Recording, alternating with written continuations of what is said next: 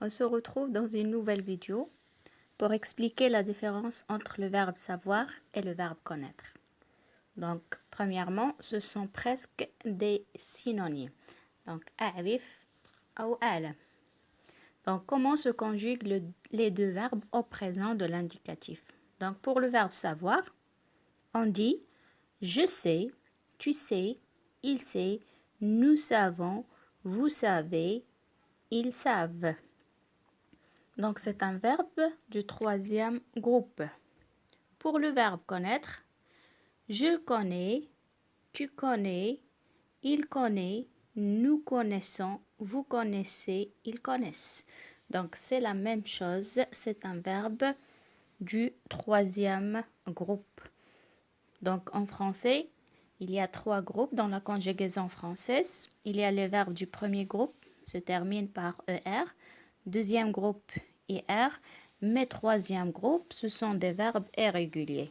Certains verbes se terminent par IR, RE ou bien même avec ER comme le verbe aller. Maintenant, on va découvrir la légère différence entre les deux verbes. Donc, il y a une règle, c'est toujours le verbe savoir plus verbe et le verbe connaître plus non. Mais il y a toujours des cas exceptionnels. Exemple, je sais nager. Donc, regardez, nager est un verbe. Donc, on va utiliser le verbe savoir. On ne peut pas dire je connais nager. Je sais parler français. La même chose pour le verbe parler. Je sais que tu vas réussir.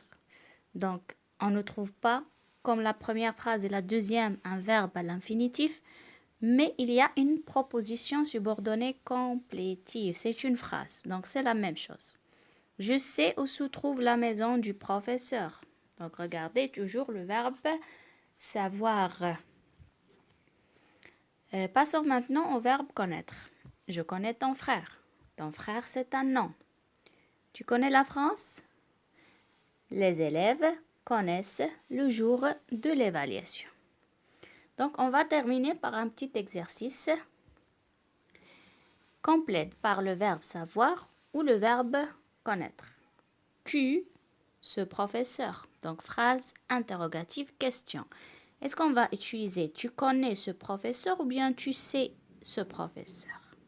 Donc, pour cette phrase, bien sûr, bien évidemment, on va utiliser le verbe connaître. Pourquoi? La justification, parce que le professeur est un nom. Donc, on va dire tu connais ce professeur? Deuxième phrase. Tu, que Jean sera absent demain. Donc, qu'est-ce que vous remarquez? Que le verbe est suivi d'une proposition subordonnée complétive. Donc, on va utiliser le verbe savoir. Tu sais que Jean sera absent demain.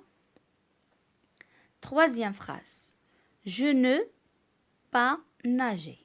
Donc, c'est comme la phrase précédente qu'on a utilisée dans les exemples, mais ici à la forme négative. Je ne sais pas nager. Dernier exemple. Vous, la langue anglaise. Donc, à votre avis, qu'est-ce qu'on va utiliser? Bien sûr, bel et bien, c'est le verbe connaître parce que la langue anglaise est un nom. Donc, je souhaite que la vidéo soit utile pour vous.